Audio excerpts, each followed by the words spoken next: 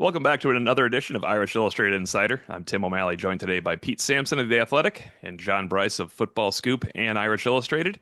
And I was considering again starting with basketball guys, but the basketball team, the men's basketball team, did not start with basketball last night en route to a 24-point loss to SMU. Looked like perhaps one of the best teams in ACC history, but I think that might have been the matchup comparison instead. And we're going to rotate quickly into something important off the field. And JB, I think this happened right after our Monday podcast where we don't normally read much into player tweets, but when a coach tweets something along the lines of there's another ride coming, it should be good news for Mike Mickens, and the window is getting tighter for him to find an upward mobility job such as defensive coordinator, which we have kind of posited this entire time.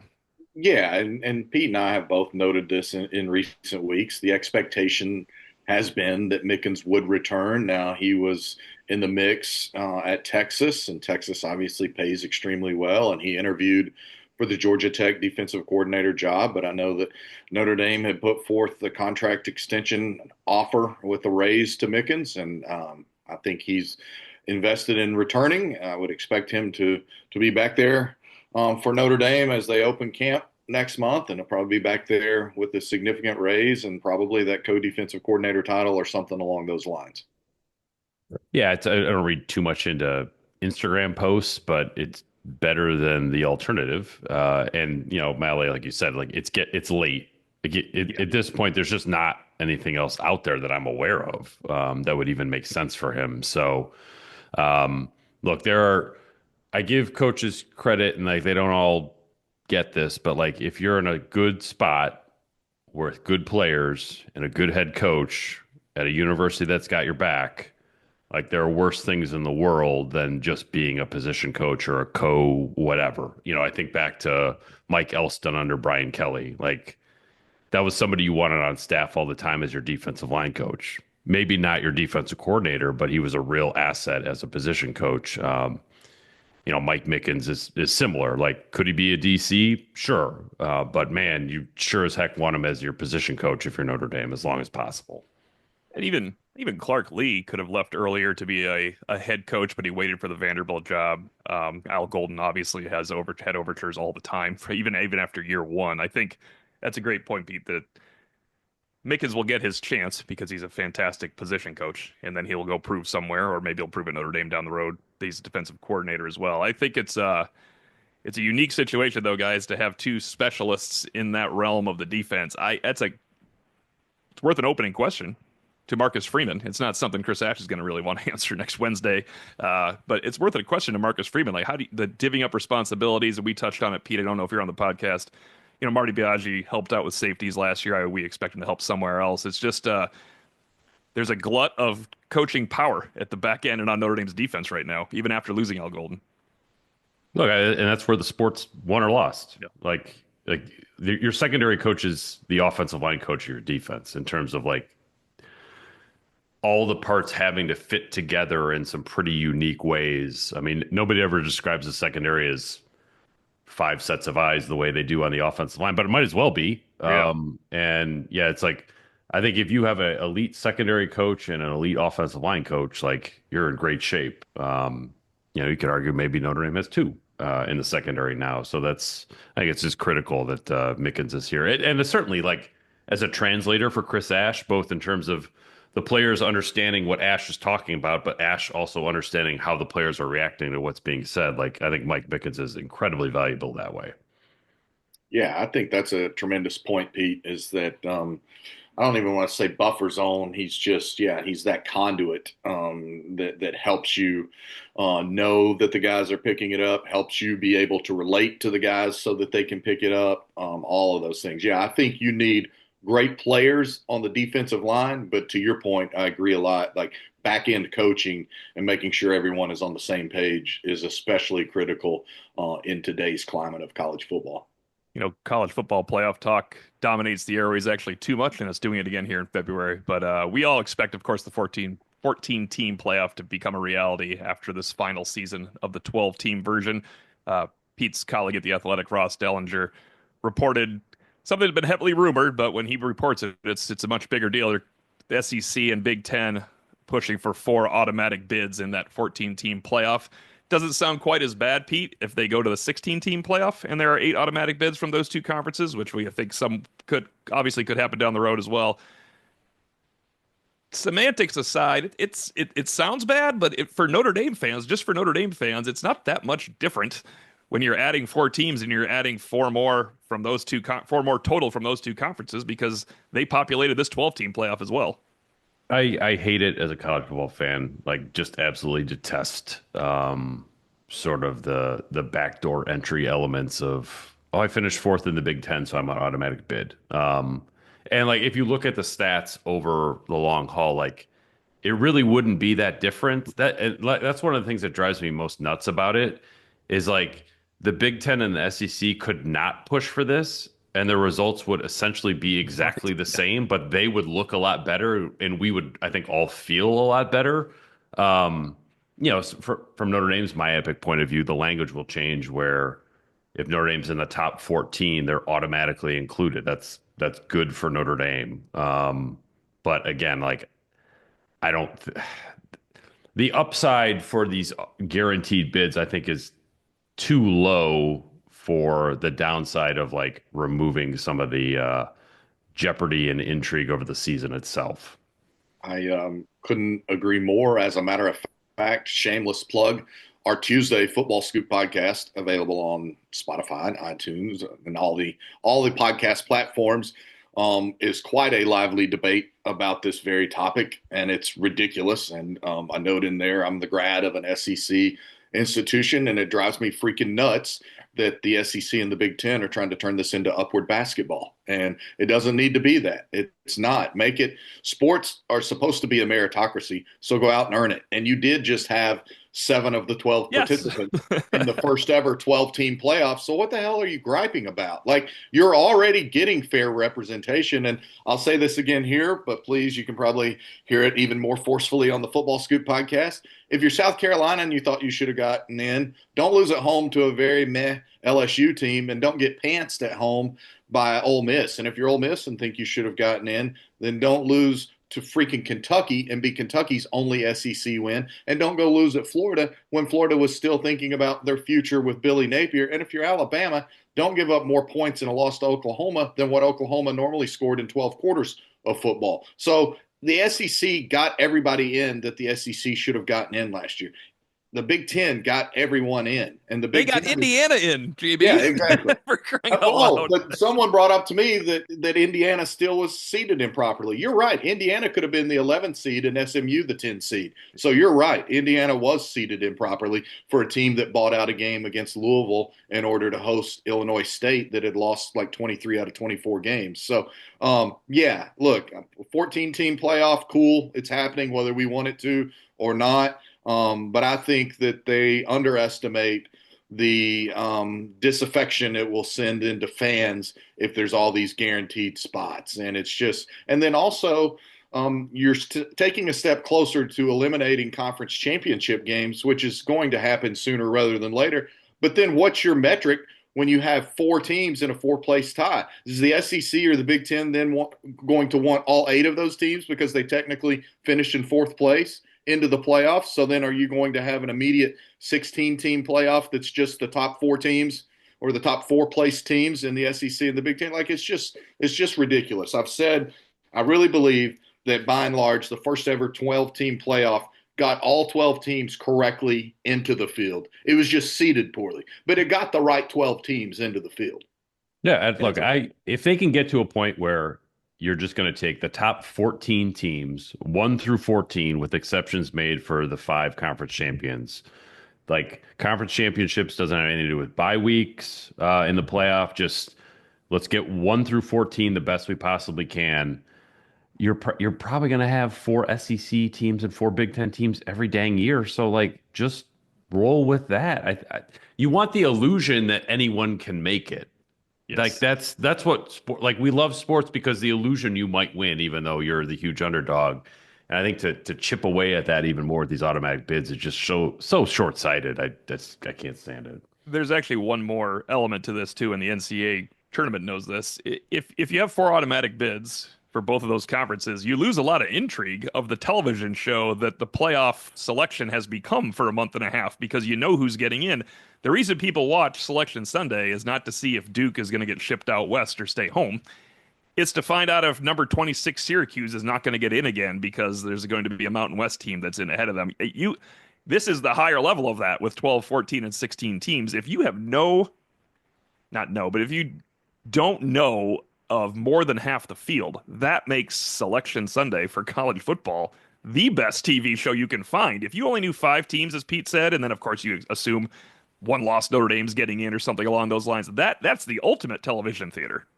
Yeah, I mean, what about two lost Notre Dame, whether they make it or not? Right. Like that's even more interesting from a neutral observer. There was a basketball game last night. It was. Who Yeah, it played? looked a little ugly. It won well. It looked like it was the return of the Pony Express rambling through South Bend. They did not invade. There was no blue invasion. There was no red invasion actually on Sunday. There were just a lot of Louisville fans enjoying themselves late in the game. But SMU won. I don't know. I forgot the score. They won 97-73, I think. I spent most of the last 10 minutes looking up worst losses at home. Shrewsbury's worst loss, of course, was a 31-pointer at North Carolina. Every once in a while, that happens when you're on the road. Mike Bray lost like that in a semifinal once, actually, in the ACC. So that does happen. But at home, this is a really bad loss. And we heard the words, we didn't answer the bell. I don't know why. We didn't come out hard to play. And that is exactly what you don't want to hear as a Notre Dame basketball fan. Just remove these words in the wake of what happened Sunday post-game in the press conference. There is nothing worse than hearing we weren't ready to play when you're playing a fourth place team that's going to go to the NCAA tournament and you're Notre Dame and your coach just called you out. This would be like Notre Dame football being down 14-0 at the end of the first quarter against Purdue after losing to Northern Illinois. Not exactly it, but it's just awful. How Marcus Burton finishes with more turnovers than points is just mind blowing to me. Like he should be able to score 10 points blindfolded against most teams. And I think it should not be unnoted that this happened against two first-year head coaches at their respective schools. Michael Shrewsbury's in his second year. Where's this all going? It's kind of, man, they're just like Jalen Harrelson better be like Michael Jordan, because at this point it sort of feels like the entire program rests on that freshman class next year. Yeah, and we discussed that a little bit in the Monday pod because I'm sure O'Malley, you did as well. I've gotten so many texts of like, "Wow, I can't believe you guys opened the pod with 10 minutes of basketball talk on." we had to Monday, but we did, and you know what? Shame on me for wondering when this team was going to start finding a way to win games that it kept losing by single digits because it has 10 losses this year by single digits. But I was a fool because now this team can't even lose closely at home. It's just getting its ass handed to it, and it's ridiculous. I think it's poor. I think we've discussed before that there's no one in that basketball program who has earned any equity to speak of, not at the top down. I think that's why you had Pete Bavacqua in the press conference last night. He didn't want to see a repeat of the embarrassment that is, was shown all over television and phone screens and iPads and whatever on Monday of Micah Shrewsbury. The last time I looked, I think Matt Freeman's tweet of the video maybe had 997,000 views. I mean, that's insane. It was also unsolicited. Basketball tweet, credit to Matt Freeman. But yeah, it's bad. And I made the point Monday that, Pete, that had just happened to a team with a first-year coach from a mid-major school, mind you, not just a first-year coach. And I know some folks on the board took issue with that. And I said on the Monday pod, look, I know Louisville can get some guys in and they spend money in NIL. Notre Dame has spent NIL money on basketball. Don't get that twisted. Yep. They paid to keep Marcus Burton. They played in that Vegas tournament to get NIL money. They're using NIL money for this recruiting class. Now, are they spending at the level of a North Carolina or whomever? No, but look at Kansas. Kansas has one of the top NIL basketball salaries in all of the land, and they're getting ready to go out of the top 25. So that's not a guarantee. Notre Dame has not just lost these games. It's been flat out coached, and they've had circles coached around them. There was one moment in the game, probably 8 minutes left, where Tate Davis had a bad turnover, and there was going to be a breakaway dunk, and he went up and gave it not dirty, but an old school 90s foul where he got the guy pretty good. And it was easily the hardest I saw a Notre Dame player try in the game. And I made a tweet of it. I was glad, and it was reviewed because it has to be reviewed and was just considered a regular foul.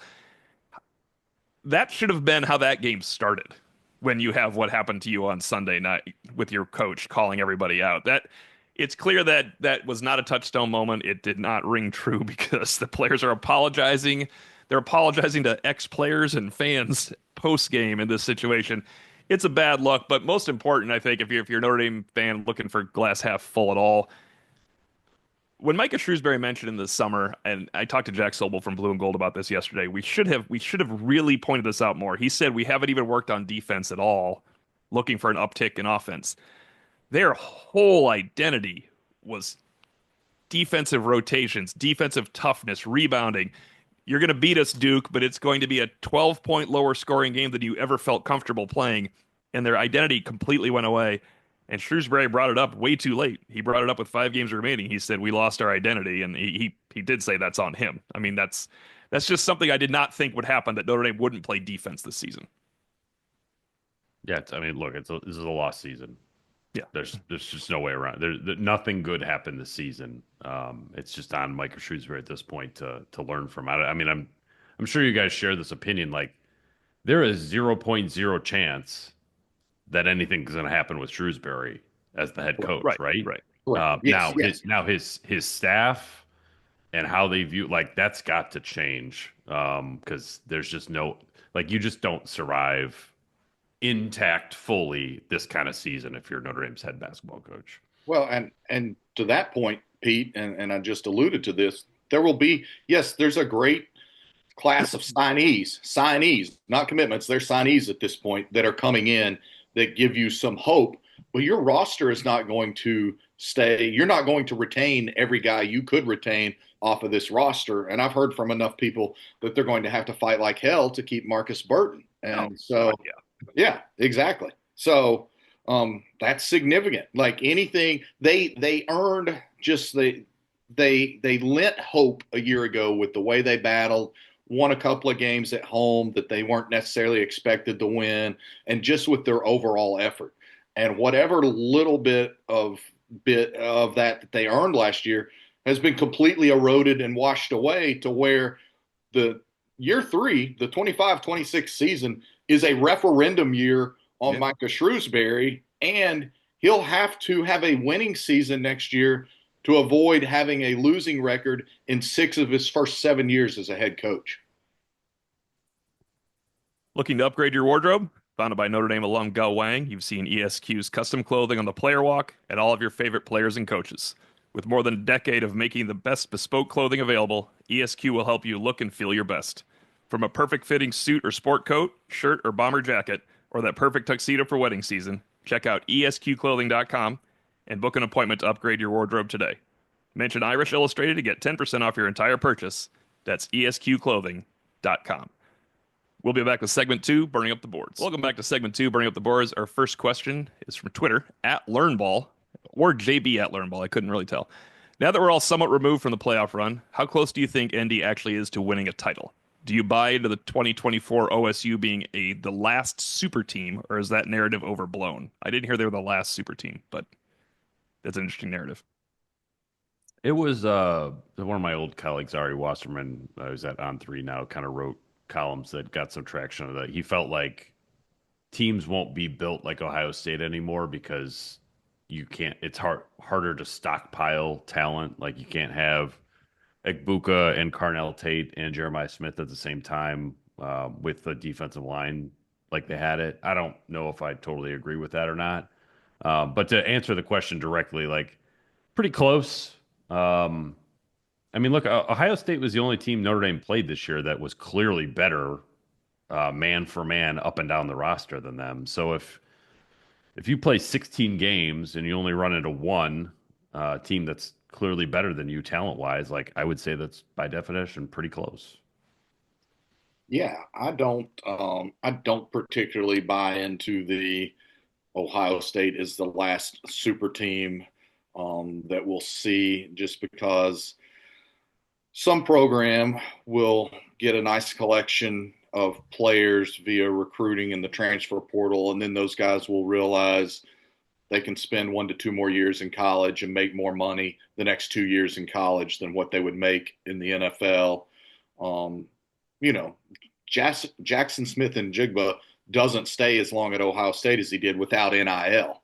And neither does Travion Henderson. And Nick Singleton wouldn't be back at Penn State next year, nor Katron Allen, nor Drew Aller, if those dudes weren't getting paid NIL. So I think that avenue still will lead us to some very good teams. I did not do a good enough job of listening when Kirby Smart said mid-year that the transfer portal had truly ushered in great parity in college football, and it did. And I think we saw that in many ways, even in close losses. Like, look at that Nebraska team that really had Ohio State on the ropes, and almost beat Ohio State late in the season. And look at some of the other teams out there that were so close to scoring significant upsets. And if Nebraska hangs on for that game, and then Michigan beats Ohio State's not even in the playoffs at that point, and they were the dominant team in the postseason. So I don't think it's necessarily over. I do think the days of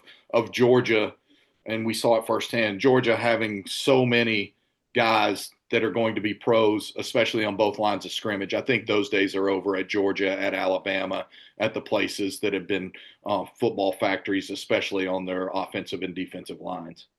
Pete, I think you're thinking the same thing I am. Nebraska is the Kansas State of 2024 now for Notre Dame fans for the rest of our lives, because they could have righted this awful wrong right away. They couldn't hang on. This one's for JB. Coach Aguilar. JB, how many on-field coaching analysts is the new norm? How close is Freeman to fully staffing the field as well as his off-field positions? Yeah,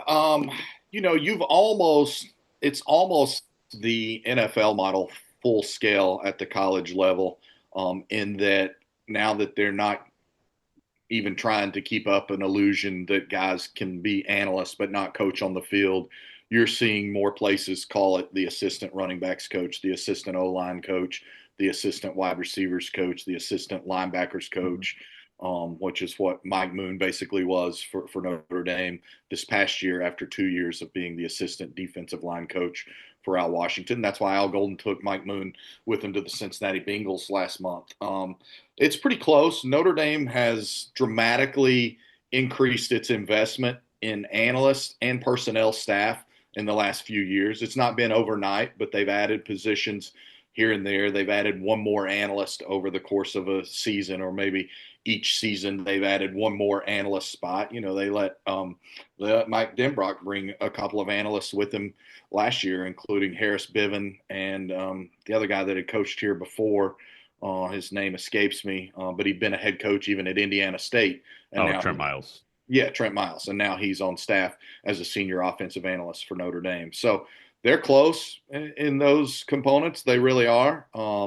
Nowhere was as robust as Florida, Alabama, or Georgia. I mean, my understanding is Alabama actually downsized a little bit in the transition from Nick Saban to Kalen DeBoer, because literally no one would tell Nick Saban no. So if he wanted to hire another guy as an analyst, that was another $100,000 position that was going to an analyst, and you could see it. And so I think the next step is for Notre Dame to get some more head coaches in some of those analyst roles, like we've seen. I think Kevin Wilson just took an analyst role at the University of Oklahoma.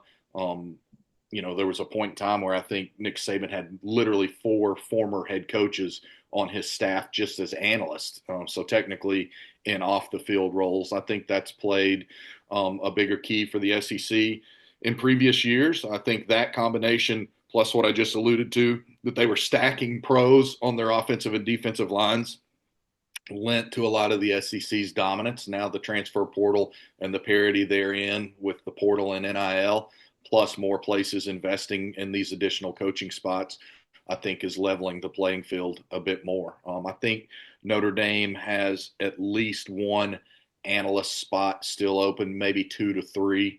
And then obviously Notre Dame is still looking to hire a top recruiting person, having added Mike Martin into the GM role. And I also think that may end up being two more positions open there, because I think Mike Martin is going to potentially have the opportunity to hire a true assistant GM, or to bring on one more person, and then that still leaves needing to replace technically Zaire Turner, but whatever you want to call that position, that's going to be your more recruiting facing position.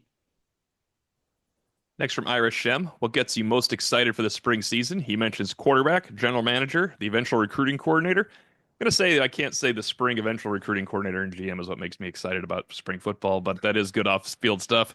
Or also how Ash gels with the coaching staff. There's a lot of storylines, Pete Sampson. Yeah, excited is not probably the word I would use. Interested. But yeah, I would say like how Chris Ash meshes with the defensive staff already assembled is interesting to me. What CJ Carr looks like is most interesting to me. And I have a hard time coming up with something that would be more interesting than that. Yeah, for me, it's CJ Carr, Steve Angeli, and it's way out like that. That is the most interesting thing to me by far. Sure, the subplot of Chris Ash and meshing is important, but they're all freaking adults, and they're all really well paid I mean, adults. what are they gonna tell us? You know, we're just not getting along in the Yeah, defensive meeting rooms. I find this to be such a we hate these guys, but I'm going to go call plays with them. Yeah. So let's see what happens. Yeah, we're not going to hear any of that. But obviously staff chemistry is important. But no, I'm fascinated by the quarterback situation, and enough so that O'Malley's going to continue to make fun of me for it for the next 6 weeks, if not 6 months or whatever, because Notre Dame's finally going to have a homegrown quarterback again and be in position to have the same starting quarterback for 2 years in a row, as this is year 6 with a different starting quarterback. So that's first and foremost. I am really excited to see Kedron Young, and then I'm fascinated to see any young defensive linemen and how the offensive line battles shake out. If they put Jagasaw at left guard and they have Jagasaw, Ashton Craig, and Billy Schrauth, I think that's probably the best interior trio in all of college football next year. Well, I've changed my most exciting things, I think, is now April 16th, whatever portal quarterback they bring in to piss off JB for a greater summer competition here. But no, obviously CJ Carr, Steve Angeli, Minchie, how that all shakes out. Offensive line it would be super interesting to me if you see Anthony Knapp at center, because then you're putting guys like Gerby Lambert left, Billy Schroth and Charles Jogasa at guards, and Emil Wagner at tackle. I'm only saying that because Ashton Craig is not going to be competing with pads on in the spring here. So if Anthony Knapp is there, you're looking at Anthony Knapp as your backup center, your backup guard, and your backup tackle going into next season if Ashton Craig can come back and win the job. So that'd be interesting for the offensive line. But truly with the portal, we have a question on this, but will they go after? Can they find someone, Chris Smith plus Pete Sampson? Can they find someone along those lines to help the defensive line? Because I know there's bodies. We mentioned that they need a body. Well, they don't need a body. They have plenty of bodies that are improvement, but they need somebody that's played some college football, I think, because this was rough. But last year, you played stretches of games without Gabriel Rubio, Jason Onye, Howard Cross, and Riley Mills. If you do that this year without Jason Onye, Gabriel Rubio, and your transfers, and Donovan Heinisch, you're in a lot of trouble. I still think they need someone. Yeah, if they're like we're all operating the assumption Jason Oney is a full participant in the program. I think it's a safe assumption at this point from everything we've been told. So if you get that, and it's Onye, Rubio, Heinisch, Dawson, Hughes, I don't know who would be the sixth guy. I keep saying Sevillano if he would be in good enough shape for it. Everyone else I think might say Mukum. But yeah. So if Mukum is your sixth guy, I think you're okay. But like you just pointed out, you're not going to stay perfectly healthy at defensive tackle for 13, 14, 15, 16 games. I do wonder if okay, if you bring in Chris Smith Jr., is that really going to make a difference in the 14th game? The 15th game? Probably not in the 15th game. Definitely not the 16th game. No, it might help you though in the stretch between the opener and USC. Could take snaps off of your top guys. Maybe that's where you save a little bit. But they did take a Chris Smith guy last year, but he from Columbia, but I think he messed up his shoulder in training camp. I can't remember his name, but Right. Yeah, he I was. don't know if that's somebody who could do something. Yeah, I don't remember his name either. He was number 94, and he was never a factor. I mean, he was injured and out for the year before the year basically ever Yep. started. Yeah, to that point, To, I like it. Like, do they find somebody in that 10-day spring portal window, April 16th through the 25th? Because at this point, as SEC coaches have been fond of saying through the years, we need prospects, not suspects. Notre Dame needs prospects, not suspects on its defensive interior. And yes, I think that 6 game stretch will do a lot in defining Notre Dame's season from September 13th through whatever that is, October 19th or something like that. But it's those 6 consecutive games because Notre Dame has one of the most ill-timed open dates in recent memory.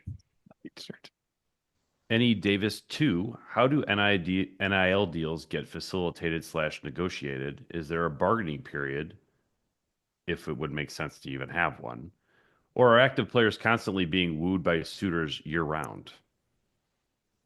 A lot of it is relatively year-round. Like Jeremiah Love didn't enter the portal, and Notre Dame felt like it worked out a new deal to keep him moving forward in 25. But there's still people reaching out, trying to convince Jeremiah Love, especially with Dylan McCullough exiting stage left, especially because of that. The negotiations tick up in season, especially typically a player or his family engages in representation, be it official or unofficial representation through an agent, or will initiate conversation with collectives and start saying, my son or my client is looking to enter the transfer portal. He's coming from this school. What is your marketplace? What are your needs? And it's happening to an unreal depth. There were FCS offensive linemen in October of this past season that I know firsthand were being told by SEC and Big Ten schools that they would not be outbid for that person's services, or for defensive linemen at the G5 level who were being told, we will not be outbid for your services. And the money blew me away. And I'll just go ahead and share. One of the ones I just found out in recent weeks, a portal guy with, I think, only 1 year of eligibility left on the offensive side of the ball, not a skill player, signed for 1.3 million. A portal guy on the defensive side of the ball signed with the Power Conference on the defensive line for 700,000.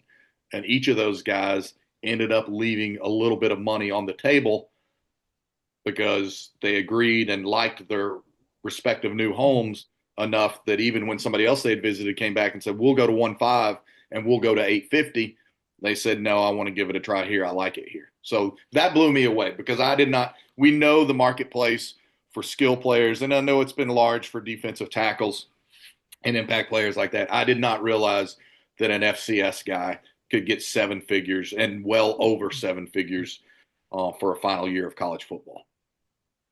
You know what I kind of find interesting is this is off topic, but you just brought it up because you're saying FCS guy coming up. What if I'm going to use one of the best players on the team? What if Kingston Viliamuasa ended up stinking after he signed a big NIL deal coming in, or Madden Faremo ends up not being good? How are schools going to handle that? Because with a one-off guy, a 1 year off guy, you got everything you could have wanted out of Riley Leonard except the last win. You got a lot out of Sam Hartman. You might not have gotten your money's worth out of Sam Hartman, but you got plenty out of Sam Hartman. But he was off the books. What happens if a guy that is a highly touted freshman, and there are plenty of them, half of them, just aren't that good? Is it a 1 year NIL deal? Well, now it's what we've talked about already on this pod, and that is the players are signing revenue share agreements, but you're also seeing a guy like Mike Martin who's going to bring in a more objective, dispassionate approach to analyzing the roster, and I love it that. will be far more binary. It will be far more production based. Like, hey, guy, we liked you, we signed you to this deal, but if you want to stay, you're not a $250,000 player in year two. We'll keep you around for 150, or you can see, and then you'll have a chance to go back up maybe in year three to a $300,000 player. Like, I think that's That's what it is. Guys are already signing rev share agreements, and Mhm. it's going to be more cut and dried. It's going to be more, hey, this person is basically, for lack of a better term, getting waived on the roster. Going to go back up to Packy P. Is it Marcus Freeman's defense that Ash will inherit, or does he bring in his own defense? I remember when Al Golden came in, there was some like Marcus talked about how Al would sort of take what had already been installed and enhance it or tweak it. Like the verbiage would be more what the players had already understood. And then I feel like within a year, it was like, no, this is Al Golden's defense. Yeah, that's how I remember it too. So I feel like it's a mix, right? I think the answer is both. Certainly you're not going to bring in a defensive coordinator if you don't think he has some good ideas unto himself. But also, I think Chris Ash would be kind of silly to come in and be like, all right, we're blowing the whole thing up. I know you guys were a top five defense and everything last year, and you understand all those plays and concepts, but scrap that. So I think it's kind of one of those things where the answer's got to be both. Yeah, it's got to be an amalgamation of things, and it should be. And I'll say it forever as long as I get paid to talk about football, and probably when I'm not getting paid to talk about football. The really good coaches tailor their schemes to fit their personnel, and they don't force their personnel to fit their schemes. So even when I talked to Zach Mettenberger this week, who got a high school job in Nashville, and he's played in the NFL and he played at LSU and he started his career at Georgia. And I asked him how he wants his teams to be known. He was like, Bryce, if we got two good tight ends, I promise you we're going to be in 12 personnel. And if we somehow happen to have four good wideouts, we're going to be in 10 personnel. We will do what our personnel dictates. And that guy's a first time head coach. But I loved hearing that because I think that's absolutely the truth. Next, from Ever to Excel. This is an interesting one considering the recent turnover. Of the current full-time assistants on Marcus Freeman's staff, who would you guess today will or would have the most successful college football head coaching career, and why? This is an easier answer last year at this time or a month ago this time. Yeah. I probably would go with Max Bulla That's my choice and too. Gino Gaduli. But I even within the last 2 weeks, I had somebody, and I might have already shared it on this pod. So if I repeat myself, I apologize.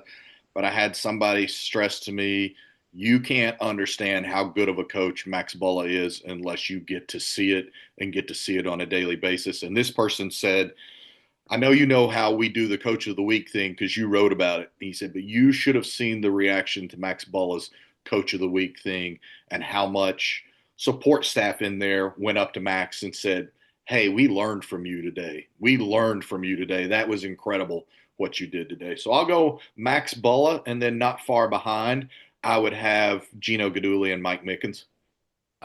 Considering Al Washington was a runner for the Boston College job, I would give a vote for Washington. And like I get it, he's not as prominent, I think, among the Notre Dame fan base as Mickens or Bulla or Gaduli. Um, but I don't know. There's the way he handles his business. I think the way he presents.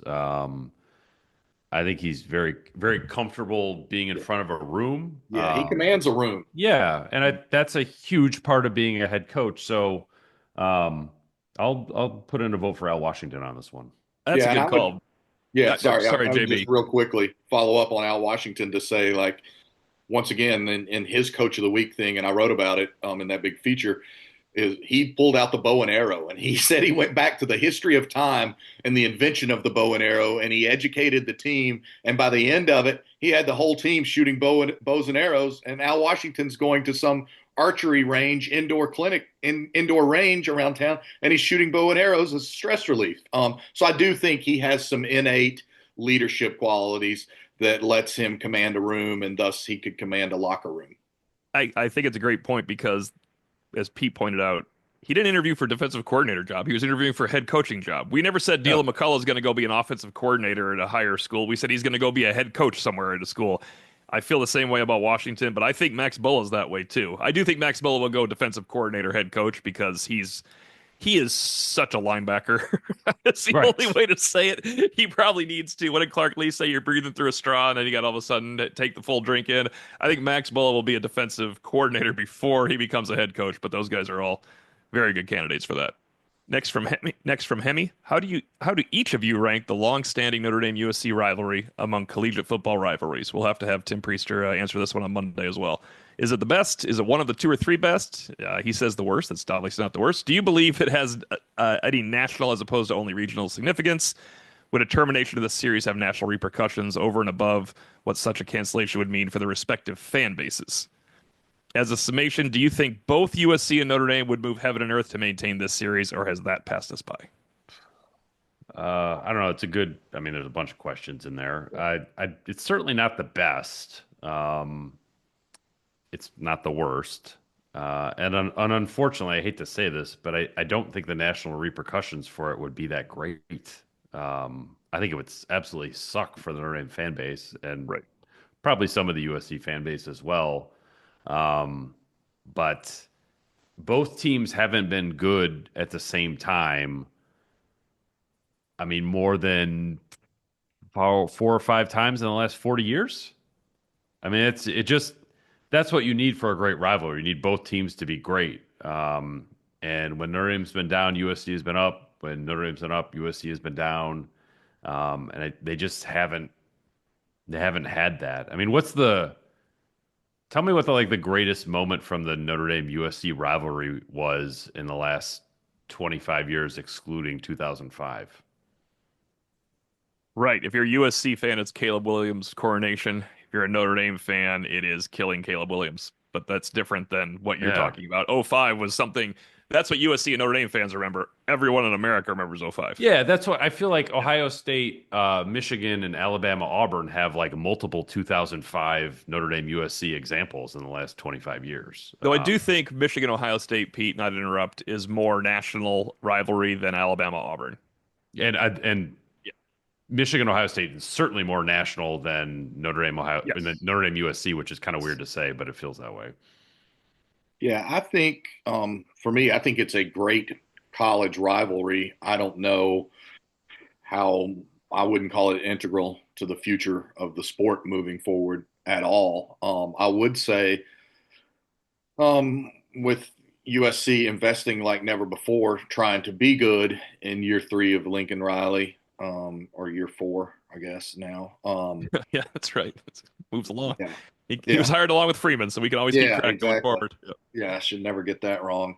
But I would say the fact that these two teams could be competing for the same playoff berth is significant and lends an added element to it. Now, you could have a scenario where next year Hmm. it comes down to it like that weekend. It could be literally for a playoff berth. That's why I don't understand, and you guys can educate me. I hate the fact that every year that Notre Dame hosts Stanford or USC, it's in the middle of the season, and then every year Notre Dame ends its season on the West Coast. Like, I just think that's bad for Notre Dame. So imagine if Notre Dame got to host USC the last weekend in November, and essentially it was winner gets into the playoffs. That would be theater for the entire nation who loves college football. I think that with the Big Ten and SEC maybe getting into like a scheduling agreement, with Notre Dame pushing the ACC to add more Clemson, more Florida State, more Miami, I do wonder if this is a moment where like both teams need the other the least Yeah. in recent memory, which is unfortunate, but it sort of feels that way a little bit. Yeah, I think. I mean, it's one of the rivalries I enjoy the most. Pete, you make it a good point that they're the up and down nature of the two programs and not coinciding. Being up is a big deal recently for that's big for Michigan, Ohio State. There's a lot more hate for Michigan, Ohio State, and of course Auburn, Alabama. You don't judge only rivalries by hate, but it would be a rough one to lose for Notre Dame fans and for USC fans. I think mostly Notre Dame fans because they're independent. That's quite clear. They haven't changed everything. Um, but if you're looking for the worst one, the civil conflict, I think is that still ongoing? The Bob Diaco civil conflict.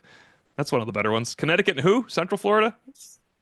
Central, Central, yes, probably. I think it was yes, them. Central Florida. Yeah, They're that also was not a both great up at the one. same time very often either, which hurts that rivalry a little bit. Next from Irish Law, Notre Dame has invested in NIL, coaching staff retention, personnel upgrades, private plane usage for recruiting, aggressive transfer portal scouting, and even an expanded Goog. What else, in your opinion, can Notre Dame do to elevate the program? I don't. I mean, John, maybe you disagree with me on this, but I feel like they've done virtually everything that they possibly can do. Could you be better in all of these things? Maybe a little bit, but like we've probably been doing this podcast for since the invention of the microphone and saying Notre Dame needs X. Like this is the next thing that they need, and then it would be Y, and then it would be Z. I don't know what that next thing is right now. No, I was going to agree with you, Pete, and say like this will sound like a broken record. Kids, look that up. And that is they can get better defensive tackles. Like they Are you can talking get, about like when Riley Leonard broke Deshaun Kaiser's rushing or Brandon Wimbush's rushing record? Like yeah, yeah, is that what you exactly, mean by a broken record? exactly that. Yeah, yeah. Look up your old MP3 players. Yeah, that's it. Like they have, like I've said, even first arriving up here and seeing it, like the IAC is as nice as any indoor anywhere. And I know that like James Blanchard told some people like their indoor is really nice. I felt like a lot of their other facilities were on par with what we have at Texas Tech, but their indoor is really nice. And now they're getting ready to have the Shields Family Hall, which will be the nicest anywhere. It's a $150-ish million building that is going to house everything. They've invested like never before in sports science. They've invested like never before in nutrition. I think the Shields Hall may end up having a barbershop in it. Like there's going to be, they've done everything. Like all the intangibles or like off the field tangibles they've done. The next step is on the field tangibles. Yeah, and I think the head coach, the general manager, and the new recruiting coordinator and director of player personnel just all have to be some of the best in the country too. Because as JB said, there are some positions you need to be better at, and it can't always be. You need to be better at the defensive tackle position. Pass rushing looks like it's taken an uptick recently. Right now, I don't think anybody's going to complain about Boubacar Traore, Bryce Young, Logan Thomas, the situation that's come in. If you do, then Notre Dame's not going to win a national title because those three teams, those three guys, are really, really good, and that's what they brought in the last 3 years. Yeah, the defensive tackles and the quarter. It goes back to the quarterback. Tim Priester and I did a podcast one summer about how far away Notre Dame might have been, and I just said if you just put Trevor Lawrence on Notre Dame's team and Ian Book on Clemson's team, Notre Dame would have beaten Clemson in 2020 in that rematch playoff game, and Notre Dame would have had a chance to beat Alabama in a wild shootout. But you need someone like that, and breaking records as a running quarterback is good. Maybe breaking records as a passing quarterback is the next step for Notre Dame's evolution. And of course, John Bryce, that will be an in-house quarterback this time. Our final question from Bobby1556. This is a good one. I think we're all going to have similar answers, but some different stuff over the years. It's a behind the scenes question about being a sports writer. I have this conversation with my cousin multiple times a season when he sees a writer tweet a picture of the stadium hours before kick. He always asks, what the heck are they doing there 3 hours before the game? I know there are a few pregame things to do, but what exactly do you guys do when you get into the stadium hours before kickoff? We just take pictures and Yeah, we put it take on. pictures, you tweet them. And then usually you like watch games, right? Like that's you there's the warm ups and that's more like 1 hour before the game. Yeah. But mostly I'm there to like watch games, get some work done without my kids bothering me. That's also a big part of why I get there early. So yeah, it's mostly just to take in more football because while it's not a sports bar, there are multiple TVs in the Notre Dame press box and you can watch a lot at one time. And there So are chicken fingers per game nowadays too, so I it's kind of appreciate sports bar. that. Yes. Yeah, I don't remember tweeting out too many empty stadium photos. I think that's sort of played. I do Thanks a lot, occasionally, John. I do occasionally tweet them out, like especially if Notre Dame has a flyover or something like that. I'll go out onto the balcony and a lot of times I'll actually FaceTime my godkids and then quickly hang up with them so I can still capture a photo. So, but for me, yeah, it's if I'm in there that early, it's because we filmed pregame instant analysis at some unconscionably early hour, and then I want to go in and get some work done for Football Scoop, and I want to dial into some other press conferences, see if I can hop on some Zooms, see what coach maybe has popped off, and see what I can write that day for Football Scoop. When I was a sideline reporter, I would get there really early, and it's because I wanted to try and talk to the equipment staff or to the managers or anybody like that so that I could maybe have some additional pointers of what to look for during the game or so that I could be on the field. I mean, like be Oh, John mentioned being on the field before you game, and Or it's two just post he game. immediately was just taken out by the Yes, you Zoom froze there, authorities. John, when you mentioned being on the field, so it was too Oh, big of a moment. yeah, sorry. Being on the field for the Georgia game just really better helped me characterize what we were about to witness and did witness post game. It made a huge impact. So it was similar when I was a sideline reporter. I wanted to be on the field pregame. I wanted to be out there before the first player walked out so that I could sometimes, depending on who the first player was, he tied directly into how my story. So that's what I'm doing typically, or that's what I was doing. Well, Two of these before things. the national championship game, O'Malley and I were trying to figure out who that guy was on the field, and it turns out it was the new Captain America. That's right. Yeah, we were just sitting there staring at him like he looks very familiar. He doesn't look like an athlete though. There was Who is that? That's It's Anthony exactly what it was. Mackie. Usually, I mean, there's some logistics to this too. We film instant analysis 3.5 to 3 hours before the game, so we're not going to go home after that. Uh, as Pete said, it's a great spot to get work done. I do all my stats from the previous game. Tim Priester does his first scouting, advanced scouting on the next game. I think everybody does a lot of work in that 3 hours with games on. This is why I always rail against the polls, the regular polls. We don't see enough teams if you cover one team to know this is our one chance, either this or midnight, to watch some of these other games. And it is Yep. pretty important as a college football writer to be able to watch the teams you're going to be writing about. JB makes a great point. Notre Dame's press box now with that balcony, there are worse places to be than the southeast balcony, top row of that place, because that is a great view of the tailgate lots. When it's a big game, festive atmosphere, it looks amazing up there. Just a great place to sit and wait before a game. And also, even if we did do instant analysis, traffic, you can't show up late to these situations. That's just not a possibility. I But think I did show up 1 hour before Northern Illinois, to be fair. well, You still beat Notre Dame. Yeah. But bump. on that note, that is it for this this edition of Irish Illustrated Insider. I'll actually be back tomorrow with special guest Tim Murray, who is not only a Notre Dame fan but a college football handicapping expert, and we are going to look at Notre Dame's schedule. Very, very early look at Notre Dame's schedule. I think there might only be one or two lines available. But until then, for John Bryce of Football Scoop and Irish Illustrated, Pete Sampson of The Athletic, I'm Tim O'Malley. Thanks for joining us.